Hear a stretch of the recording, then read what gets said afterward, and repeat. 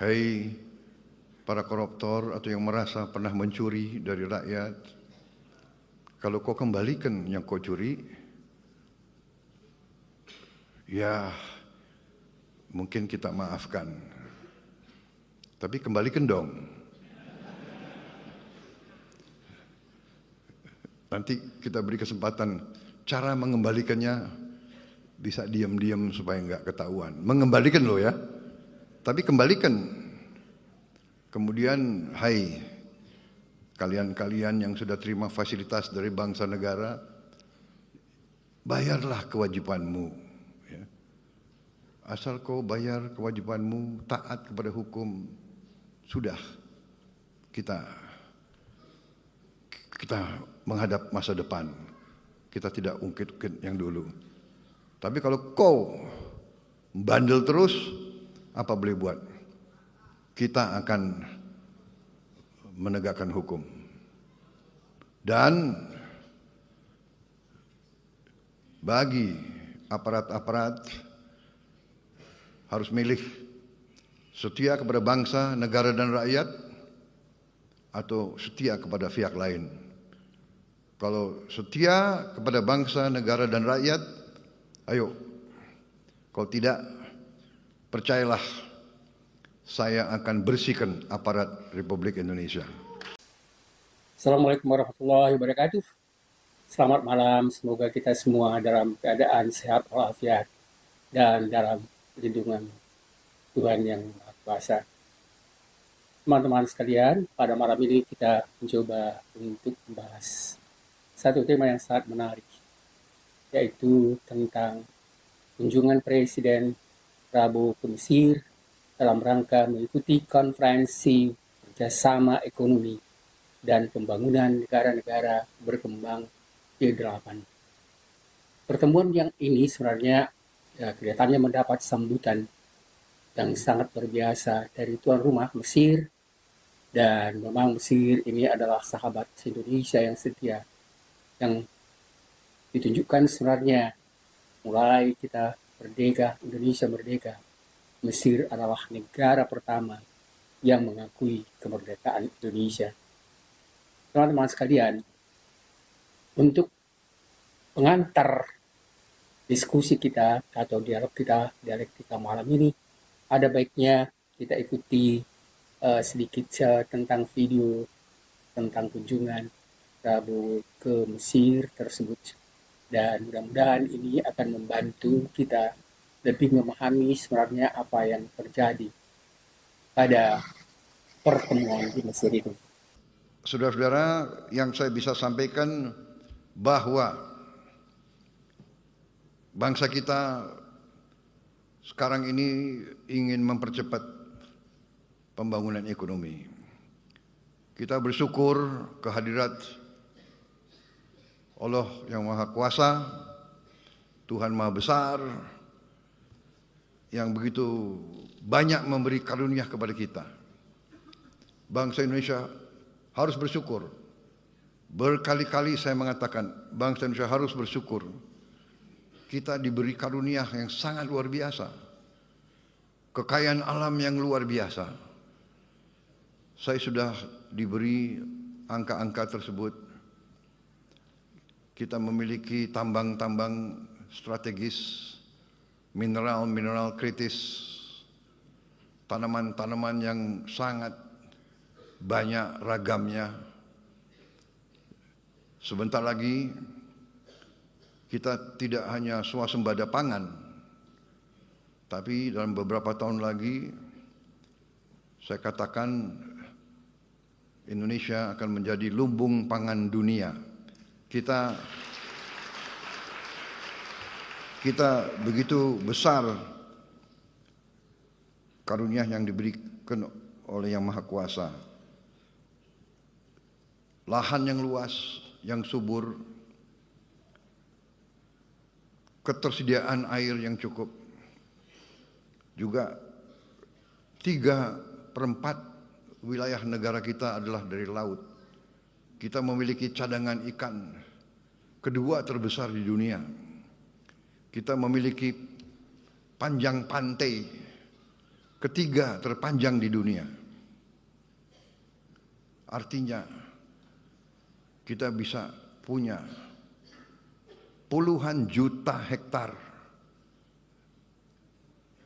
tambak-tambak ikan, tambak udang, tambak lobster, tambak kepiting. Kita akan menjadi eksporter yang paling utama di bidang ikan dan protein untuk dunia, saudara-saudara sekalian. Saudara-saudara sekalian, semua karunia ini percuma kalau tidak bisa kita kelola dengan baik. Karena itu saya bertekad, mandat yang diberi kepada saya oleh rakyat Indonesia, saya dipilih oleh rakyat Indonesia, saya disumpah di hadapan rakyat dan di hadapan Yang Maha Kuasa. Saya disumpah untuk menjaga undang-undang dasar kita, menjalankan semua undang-undang. Karena itu saya bertanggung jawab untuk menjaga dan mengelola semua kekayaan kita untuk bisa dinikmati sebesar-besarnya oleh seluruh rakyat Indonesia. Bukan segelintir. Saudara-saudara sekalian, kita bangga GDP kita, produk domestik bruto kita tumbuh dengan pesat.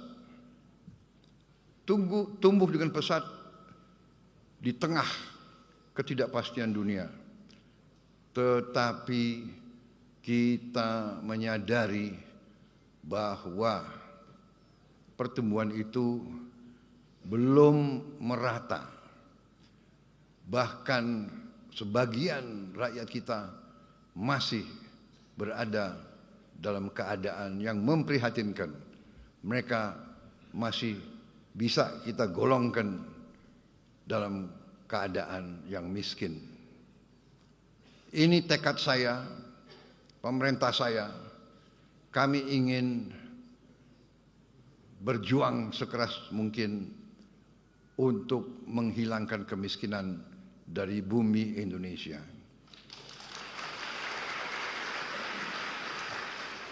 Dan untuk itu, dalam rangka menjaga kekayaan Indonesia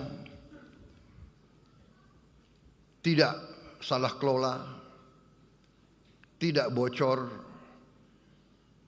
tidak dicuri, mau tidak mau kita harus bertekad untuk memberantas korupsi dari bumi Indonesia.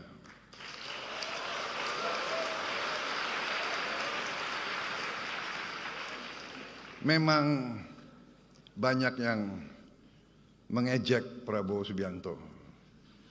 Saya memang sudah biasa diejek. Dari dulu saya diejek. Dari dulu saya difitnah. Sekarang pun mereka tidak percaya. Apa iya kemiskinan bisa dikurangi? Ya kan? Saya mau bikin program memberi makan untuk semua anak Indonesia pun diejek. Pun ada yang tidak setuju. Sampai sekarang ada profesor-profesor yang pinter-pinter kok nggak setuju. Heran saya. Profesor pinter atau bodoh, saya nggak tahu itu.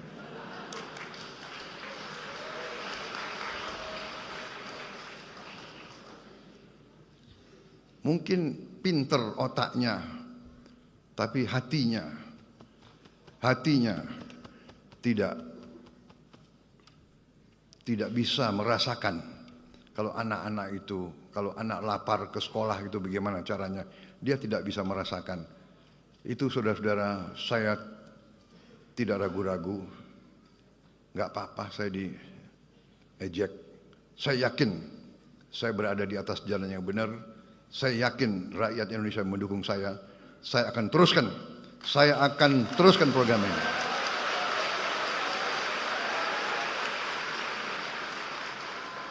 Dan mereka yang masih meragukan, 2 bulan saya memimpin, masih mereka bertanya-tanya, saya sampaikan, sabar sedikit, saya baru menjabat 2 bulan. 2 bulan, ya kan? Anda sudah hitung berapa koruptor yang sudah ditangkap?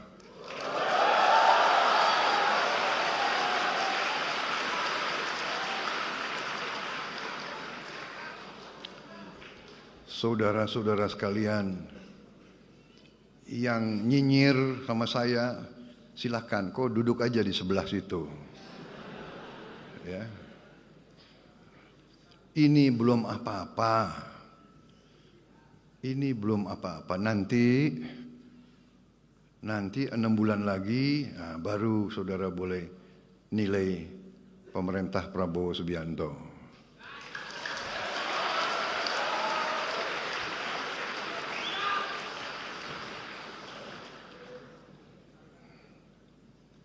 Saya merasa bahwa kalau sudah dipilih oleh rakyat, kalau sudah disumpah di hadapan Yang Maha Kuasa,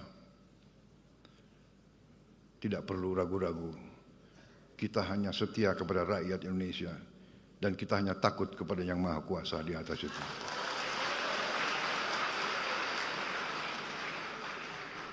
Saya dalam minggu-minggu ini, bulan-bulan ini, saya dalam rangka memberi, apa istilahnya itu? Memberi memberi kesempatan. Memberi kesempatan untuk tobat. Sebelum lanjut, jangan lupa like, komen, share, dan subscribe channel ini. Terima kasih, selamat menonton, semoga bermanfaat.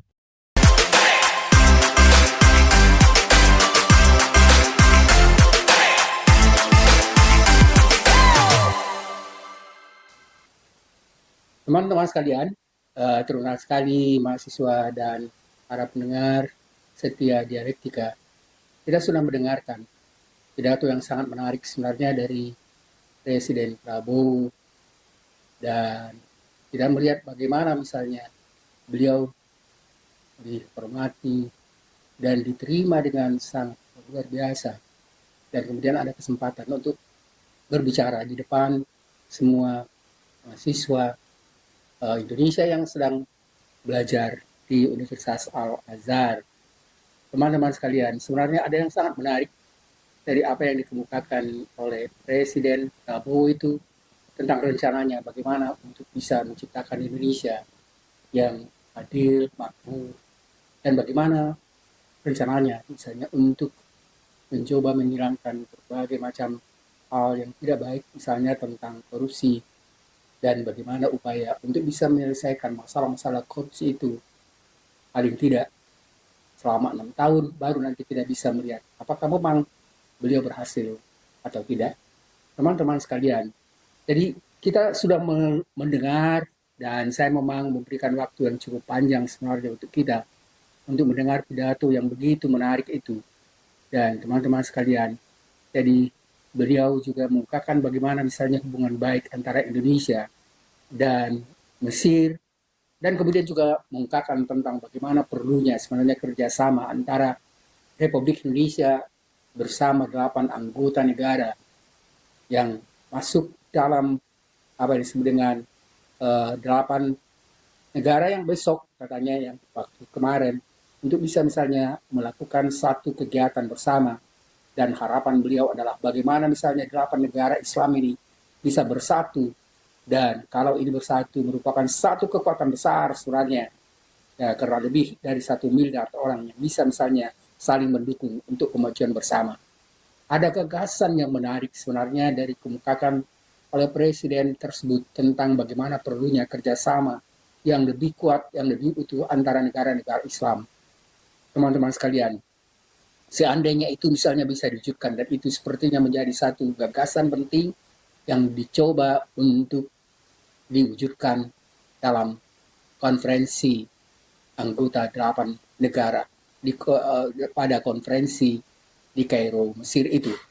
Teman-teman sekalian, tadi sudah kita ikuti bersama dan kemudian beliau mengatakan bagaimana misalnya rasa syukur beliau dan tentu kita semua tentang ya hadiah dari Yang Maha Kuasa terhadap negara Republik Indonesia yang begitu luas tanahnya, yang begitu luas misalnya lautannya, dan begitu banyak kekayaan alam dan kemudian juga misalnya hutan, tumbuh-tumbuhan, dan dikatakan bahwa Indonesia akan berusaha akan menjadi lumbung pangan dunia.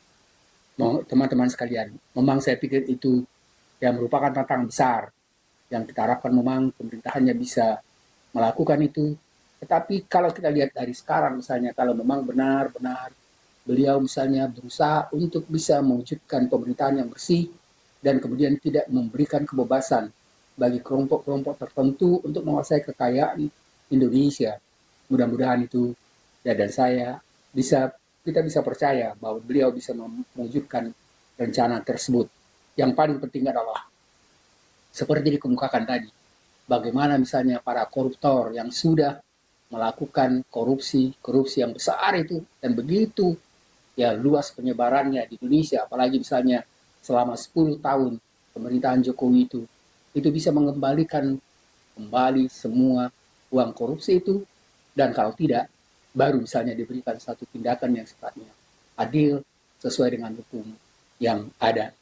Teman-teman sekalian, jadi di tengah-tengah kesibukan ya beliau misalnya akan mengikuti apa yang kita sebut tadi dengan konferensi 8 negara itu, masih diberikan waktu kesempatannya untuk bisa bertemu dengan teman-teman mahasiswa yang belajar, dan ternyata rupanya begitu banyak mahasiswa Indonesia yang belajar di Mesir atau khususnya di Universitas Al-Azhar.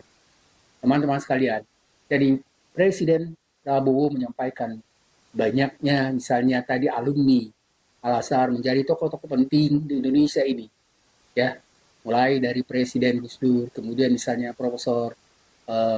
beberapa profesor yang sudah bisa menjadi atau pernah menjadi menteri, dan harapannya bagaimana nanti misalnya mungkin saja teman-teman yang sekarang yang sedang belajar dan diminta belajar dengan giat di Al-Azhar itu bisa menjadi presiden di Indonesia seperti misalnya pengalaman dari Presiden Gus Dur. Teman-teman sekalian, jadi Prabowo Subianto menyampaikan pidato di hadapan mahasiswa Indonesia di Mesir itu, dan kemudian dia mengungkapkan pentingnya beberapa hal yang sebenarnya yang dikemukakan dalam pidato tersebut. Yang pertama adalah pentingnya pendidikan dan peran alumni Al-Azhar untuk ya ikut berserta bersama-sama yang lain itu untuk melakukan atau berupaya untuk bisa membantu ya membangun Indonesia demi kejayaannya. Jadi Presiden Prabowo menekankan pentingnya tekad dan kerja keras dari teman-teman yang sedang belajar, bukan hanya mestinya di Mesir, tetapi dimanapun, ya, terutama sekali yang belajar menuntut ilmu di luar negeri, karena memang seperti dikatakan sebenarnya tidak mudah untuk belajar di luar negeri. Teman-teman sekalian, mudah-mudahan jangan digunakan kesempatan itu dan disia-siakan. Itu adalah kesempatan yang sangat baik bagi teman-teman misalnya mempunyai kesempatan untuk belajar di luar. Beliau menyebut beberapa tokoh Indonesia misalnya tadi dikatakan yang merupakan alumni Al-Azhar seperti Presiden Abdurrahman Wahid, kemudian juga misalnya dikatakan ya beberapa tokoh-tokoh besar ya yang sudah memberikan juga baktinya kepada negara Republik Indonesia. Yang kedua, beliau menekankan pesan kepada mahasiswa untuk belajar dengan tekun dan menjadi wakil Indonesia yang baik di Mesir. Beliau mengatakan bahwa memang dia dapat laporan dari Presiden Mesir bahwa mahasiswa yang belajar di Indonesia dari Indonesia di Mesir itu sebenarnya mempunyai ya sifat dan kelakuan yang baik, dan beliau juga mengatakan mudah-mudahan itu benar dan bukan karena misalnya segan untuk menyampaikan hal yang tidak baik pada beliau. Teman-teman sekalian, jadi beliau mengapresiasi sebenarnya ya reputasi laporannya baik terhadap mahasiswa Indonesia yang belajar di Mesir, dan kemudian beliau mendorong supaya teman-teman yang lagi belajar di sana terus menjaga nama baik bangsa Indonesia di Mesir. Yang ketiga menekankan ya pentingnya komitmen pemberantasan korupsi. Ini yang menarik pada bagian-bagian akhir sebenarnya pidato beliau.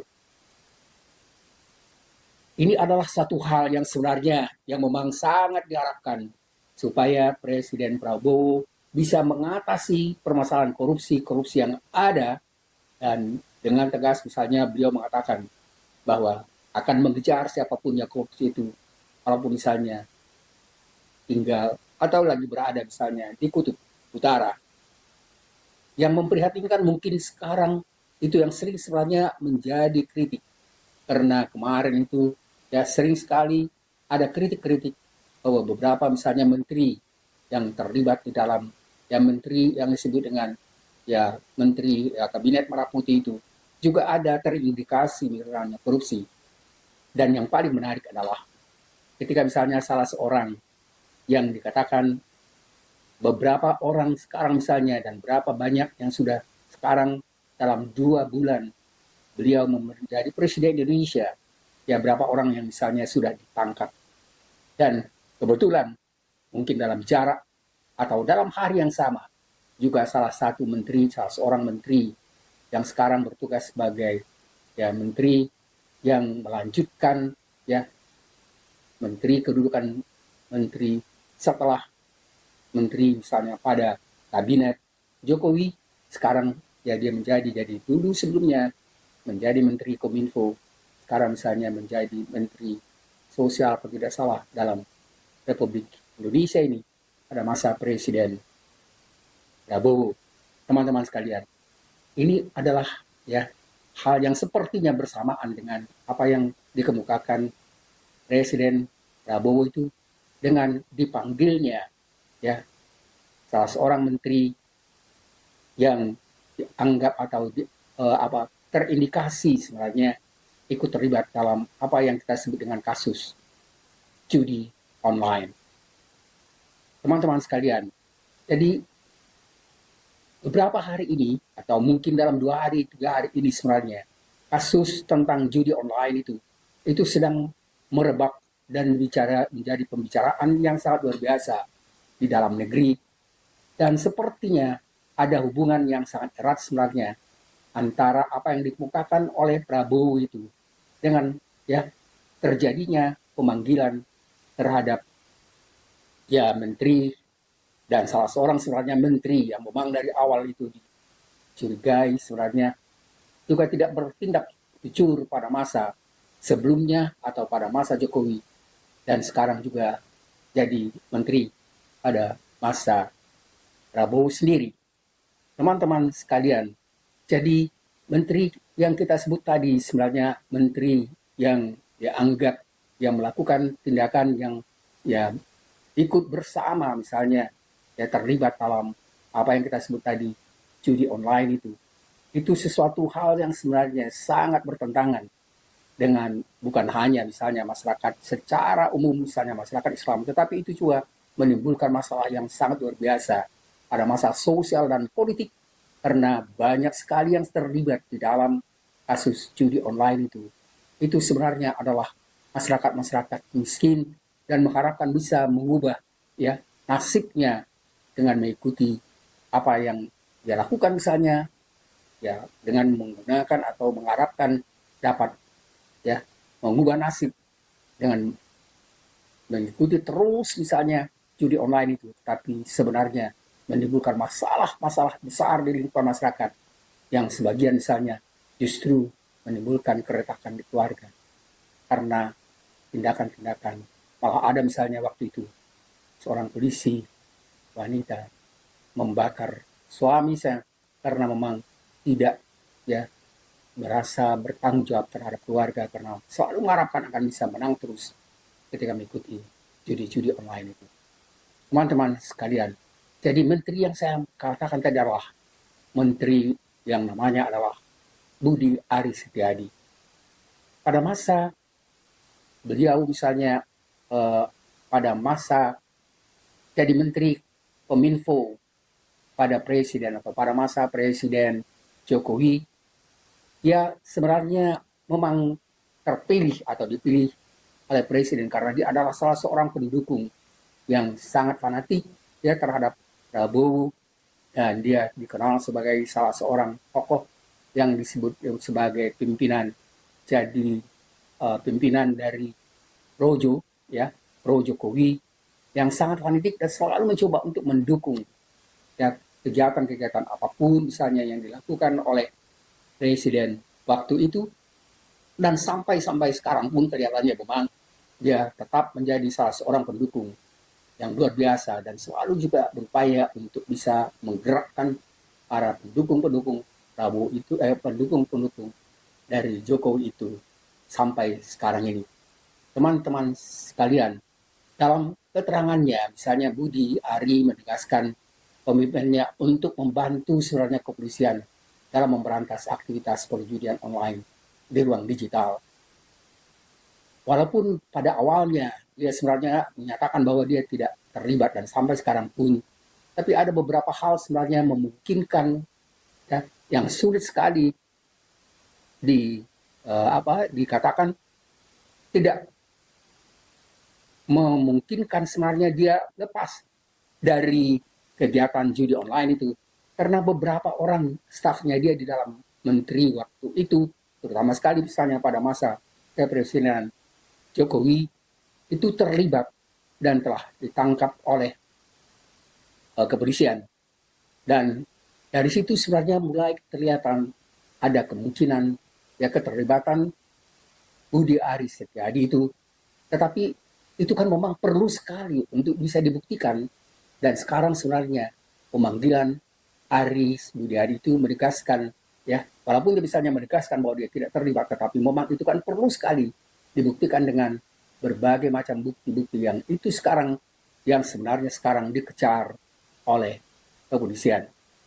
Teman-teman sekalian, jadi sebelum pemanggilan Bareskrim pada Budi Ari, ya dia dia sepertinya memang dekat paling tidak dengan beberapa orang atau dari 26 orang yang terlibat dalam kasus judi online yang sudah tertangkap itu. Sebagian dari mereka adalah anak buah dari ya Budi Ari sewaktu dia di Kominfo, dan kemudian juga setelah ditangkap kemudian kelihatan sekali, misalnya mungkin sekali terlihat ada indikasi untuk ya keterlibatan Budi Ari di dalam apa yang kita sebut tadi dengan judi online itu. Kasus ini mencuat setelah ditemukannya berbagai situs dan aplikasi yang menekankan dan menawarkan layanan judi online yang melanggar hukum di Indonesia. Jadi karena judi online dan bentuk judi apapun itu dilanggar, tapi justru sebenarnya yang menjadi aneh itu adalah ketika misalnya kementerian ya komunikasi dan informasi waktu itu yang di ya bawah pimpinan Budi Ari itu, yang mestinya sebenarnya berperan untuk bisa menghilangkan ya judi itu, justru memang ada sebagian dicoba untuk diatasi, tapi juga banyak yang masih dilindungi, dan ini yang sebenarnya menjadi problem besar. Budi Ari menyatakan bahwa pihaknya sebenarnya ya akan bekerja sama, terus berkoordinasi dengan aparat penegak hukum untuk memastikan bahwa ruang digital di Indonesia ini bersih dari konten-konten yang melanggar hukum, termasuk judi online. Pernyataan-pernyataan ini sebenarnya sering sekali dikemukakan sebelum dia diminta pertanggungjawabannya oleh Bareskrim.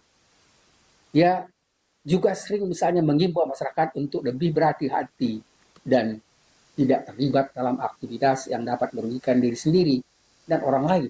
Teman-teman sekalian, jadi ketika Budi Ari dihadapkan pada berbagai pertanyaan oleh wartawan, sewaktu dia misalnya ya keluar, yang memang hampir bisa dikatakan tidak ada wartawan yang mengetahui bahwa awalnya dia sudah diminta untuk menemui Bareskrim ya Tapi begitu setelah ketahuan, makanya sebelum dia keluar dari ruang atau gedung baris krim itu, sudah banyak wartawan yang menunggunya di depan, ya. Dan ketika misalnya Budi Ari dihadapkan pada berbagai macam pertanyaan oleh wartawan sehabis diwawancarai oleh Baris Krim Polri, ya sebenarnya tidak mau menjawab banyak hal dari pernyataan itu. Dan kemudian dia hanya memberikan 3 pernyataan penting yang menurut dia. Yang pertama adalah dia mengatakan sebagai warga negara yang patuh terhadap hukum, ia berkewajiban untuk membantu pihak kepolisian dalam memberantas judi online di lingkungan Departemen POM-DG. Jadi teman-teman sekalian, ini adalah jawaban yang sebenarnya kelihatan ya baik ya, dan benar-benar dia mencoba untuk tentu menghilangkan ya kecurigaan terhadap keterlibatannya. Yang kedua, dia mengatakan bahwa pemberantasan judi online sebagai tugas kita bersama-sama, katanya. Dia mengatakan sebagai ya anak bangsa, ya dia mengatakan itu adalah tugas sesama anak bangsa untuk terus konsisten dan memiliki keteguhan hati untuk memberantas judi online itu. Dia mengatakan ya pemberantasan itu perlu sekali, terutama sebagai perlindungan terhadap masyarakat, dan karena bahaya online itu sebenarnya akan lebih banyak sebenarnya berdampak pada masyarakat, ya dampaknya pada masyarakat yang ada pada ya masyarakat yang tidak memiliki kemampuan ekonomi yang tinggi dan mengharapkan misalnya bisa mengubah nasibnya dengan mengikuti apa yang kita sebut tadi dengan judi online. Tapi pada kenyataannya justru sebenarnya itu akan lebih memperburuk kondisi kemiskinan dari keluarga itu. Yang ketiga adalah dia mengatakan ya bahwa mengenai ya ketika misalnya ditanya oleh wartawan mengenai isi dari pertanyaan dari ya polisi ya Baris Krim, dia mengatakan bahwa mengenai isi dan keterangan yang dia berikan selama ya berada atau sebagai upaya untuk menjawab pertanyaan-pertanyaan dari Baris Krim, dia mengatakan silakan ditanyakan saja pada pihak penyidik yang berwenang untuk menjawab itu. Teman-teman sekalian, dan terus aja pertanyaan-pertanyaan dari para wartawan, tetapi dia ya terus akhirnya ya menghindar dan memasuki mobilnya dan langsung meninggalkan wartawan tersebut. Teman-teman sekalian, ini adalah sebenarnya langkah pertama. Dan kemudian pada pemanggilan pertama ini misalnya Ketua Komisi 3 DPR RI, Habibur Rahman, dia memang salah seorang ya tokoh dari partai Gerindra, menyatakan dukungannya terhadap pemberantasan dan penyelesaian kasus judi online itu, termasuk misalnya dengan pemanggilan Menteri Budi Ari dalam kasus judi tersebut. Teman-teman sekalian, ini tentu ya kita harapkan ini adalah sebagai langkah pertama saja untuk bisa menyelesaikan permasalahan kasus judi online. Semoga kasus ini ya atau bagian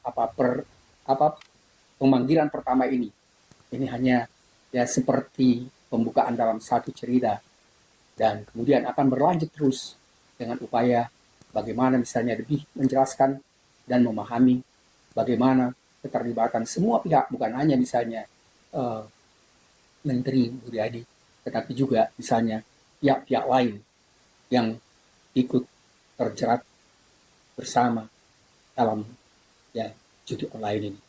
Teman-teman sekalian, jadi kasus yang dikemukakan tadi oleh Prabowo bahwa dia akan mencoba untuk membersihkan semua ya pejabat-pejabat yang melakukan bukan hanya korupsi, tetapi berbagai macam hal yang melanggar peraturan, yang melanggar undang-undang, yang melanggar hukum itu akan dibasmi oleh beliau. Teman-teman sekalian, tentu semua rakyat Indonesia, termasuk juga misalnya mahasiswa-mahasiswa yang berada di Mesir, mengharapkan ya kesesuaian antara pernyataan dari Presiden Prabowo itu dengan apa yang akan dilakukannya selama dia menjadi presiden. Jika beliau berhasil ya dalam 5 tahun ini, tentu itu akan memberikan ya dukungan yang luar biasa juga pada beliau dan akan meninggalkan nama baik. Bukan seperti sekarang apa yang misalnya dialami oleh Presiden Jokowi dan setelah dia ya habis masa jabatannya, setiap hari masyarakat mencoba untuk melakukan kritik dan semua itu tidak mungkin sekali, tidak pernah dibayangkan oleh beliau akan begitu berat sebenarnya bagaimana siksaan batin yang dihadapinya oleh keluarganya juga ketika misalnya melakukan satu ya tingkah yang tidak begitu sesuai dengan ya Undang-Undang Dasar 45, tidak sesuai dengan sumpah jabatannya yang dikemukakan ketika dia misalnya menerima ya jabatan presiden selama 2 kali, dan sekarang masyarakat Indonesia umumnya menganggap bahwa dia menghancurkan banyak hal ya dalam apa yang diinginkan oleh masyarakat tentang kejayaan nama baik bangsa, semuanya sirna ya dalam atau selama beliau berkuasa. Mudah-mudahan Jokowi ya tidak mempengaruhi bagaimana misalnya pemerintahan sekarang ini berjalan, karena kita lihat terus-terusan ya seperti dikemukakan masyarakat atau misalnya para pengkritik yang sebenarnya bertujuan baik yang mengatakan bahwa sampai sekarang ya Jokowi tetap melakukan cawe-cawe dan mencoba untuk mempengaruhi bagaimana supaya pemikirannya, harapannya itu masih bisa tetap berlanjut. Tentu saja termasuk bagaimana dia berupaya supaya Presiden Prabowo bisa tetap melanjutkan apa yang diinginkan oleh Jokowi. Terima kasih teman-teman sekalian apa yang kita bicarakan pada malam ini. Dan malam ini sebenarnya kita membahas satu tema yang sangat menarik dan tadi sudah kita mulai dari pembahasan Presiden Prabowo. Semoga ada manfaatnya. Assalamualaikum warahmatullahi wabarakatuh.